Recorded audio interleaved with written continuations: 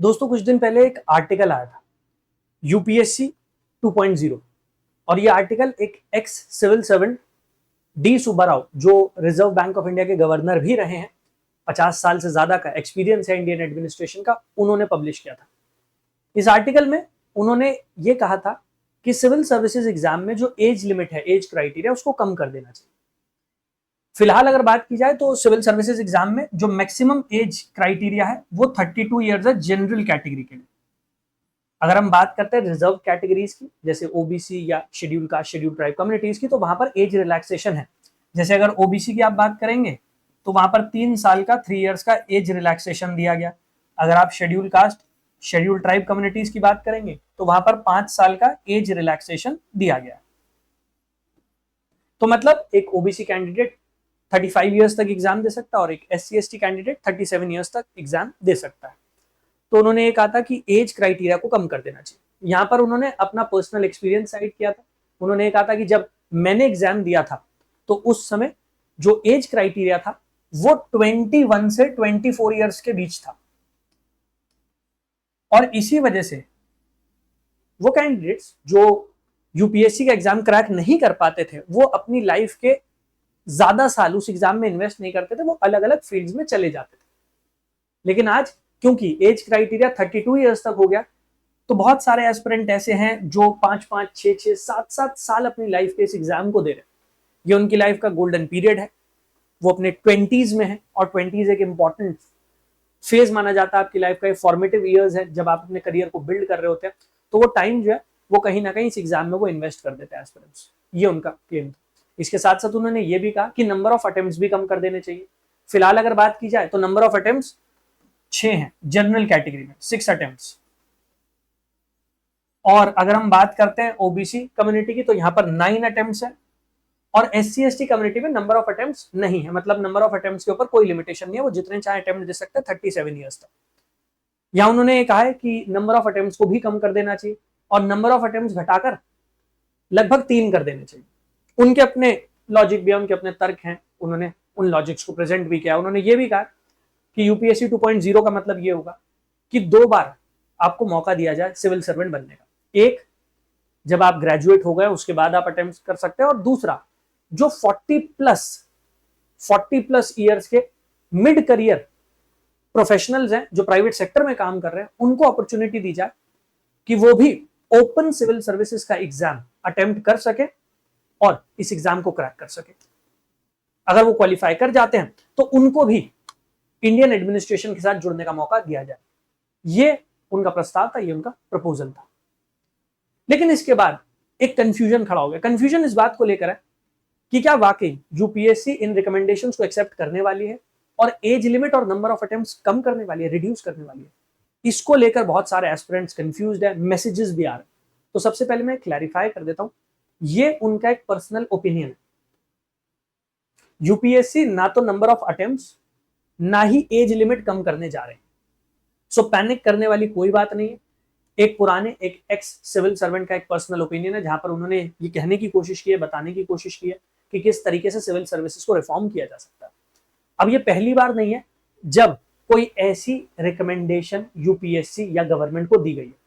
इससे पहले भी बहुत सारी कमिटीज समय समय पर अलग अलग रिकमेंडेशन दे चुकी है related to age criteria and number of attempts, लेकिन आज तक ऐसी रिकमेंडेशंस मानी नहीं गई। एक बार सिविल सर्विसेज में एज क्राइटेरिया इंक्रीज कर दिया जाता है तो कोई भी गवर्नमेंट उसको दोबारा रिड्यूस करने का रिस्क नहीं लेती, क्योंकि अल्टीमेटली हर गवर्नमेंट को पब्लिक का डर है, क्योंकि ये एस्पिरेंट्स ही वोटर्स भी हैं। और इसी वजह से एक बार वो एज क्राइटेरिया बढ़ जाता है तो कोई भी गवर्नमेंट ये रिस्क नहीं लेती कि वो उसे रिड्यूस करेगी। मैं आपको कुछ एग्जांपल्स देता हूं जिससे आपको और क्लैरिटी मिल जाए, आप और ज्यादा कॉन्फिडेंट हो जाएं कि ऐसा कुछ नहीं होने वाला है। तो अगर हम थोड़ा पीछे चलते हैं, 1970s 1980s के दौर की बात करते हैं, तो इंडिपेंडेंस के बाद से बहुत सारी कमिटीज ऐसी हैं जिन्होंने ऐसी रिकमेंडेशन दी है। 1955 में public service qualification for recruitment committee बनाई गई थी। इस कमेटी ने कहा था कि एक एज बैंड होना चाहिए, एक एज बैंड, और वो एज बैंड होना चाहिए 21 से 23 साल। मतलब ये है कि 1950s में रिकमेंडेशन आई थी कि जो एस्पिरेंट्स सिविल सर्विसेज का एग्जाम अटेम्प्ट कर सकते हैं, उनके लिए जो एज क्राइटेरिया है वो 21 से 23 साल कर दिया जाए, एक ये रिकमेंडेशन थी। फिर कोठारी कमेटी ने 1976 में और सतीश चंद्र कमेटी 1989 में उन्होंने ये कहा था कि भाई अपर एज लिमिट 26 होनी चाहिए, इससे ज्यादा अपर एज लिमिट नहीं होनी चाहिए, 26 साल होनी चाहिए, इससे ज्यादा। But political imperatives particularly post Mandal saw the government raise it to 28। तो पहले जो मैक्सिमम एज क्राइटेरिया था वो 28 से कम था, लेकिन जब मंडल कमीशन बैठाया गया और ओबीसी कम्युनिटी को आरक्षण दिया गया, उस दौर में एज क्राइटेरिया को बढ़ाकर 28 कर दिया गया और फिर आगे चलकर 30 साल कर दिया गया। तो आप देख रहे हैं लगातार वो इंक्रीज ही हो रहा। 1950s में 21 to 23 का बैंड प्रपोज किया गया था, उसके आगे चलकर 26 साल अपर एज लिमिट कही गई थी, फिर 28 years and then 30। By 2000s committees headed by Yogendra Alag and PC Hota proposed lowering the upper age limit to 26 and 24 respectively। तो योगेंद्र अलग कमेटी ने कहा था कि एज लिमिट को 26 कर दिया जाए, पीसी होथा कमेटी ने कहा था कि इसको 24 कर दिया जाए। In fact second ARC, second administrative reforms commission, इसने भी कहा था कि अपर एज लिमिट को 25 कर दिया जाए, लेकिन आज तक ऐसा नहीं हुआ है।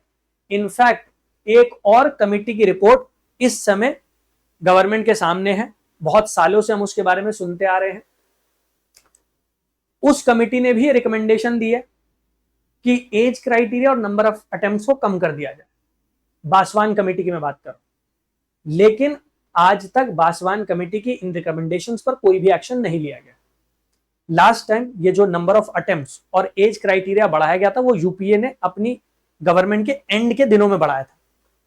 None of these recommendations were implemented. In February 2014, student protests over changes in the exam pattern led UPA government to increase the age limit to its current level। तो आज की तारीख में जो आपको जनरल कैटेगरी में 32 साल एज क्राइटेरिया देखने को मिलता है, ये 2024 में आया था, और सॉरी 2014 में आया था, और 2014 में भी ये जो लाया गया था ये स्टूडेंट प्रोटेस्ट के बाद ही लाया गया था, क्योंकि 2011-12 के आसपास यूपीएससी ने अपने एग्जाम पैटर्न में चेंजेस किए थे।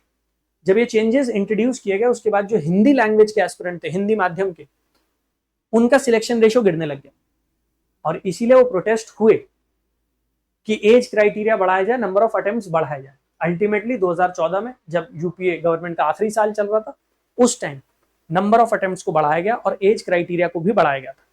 इसके बाद से बासवान कमेटी की रिपोर्ट भी आ चुकी है, लेकिन उस रिपोर्ट के ऊपर कोई एक्शन गवर्नमेंट की तरफ से नहीं लिया गया। इनफैक्ट उससे पहले भी, जैसे मैंने आपको बताया, बहुत सारी कमिटीज आई थी जिन्होंने एज क्राइटेरिया के बारे में कहा था, लेकिन लगातार वो एज क्राइटेरिया बढ़ा है, कम नहीं हुआ।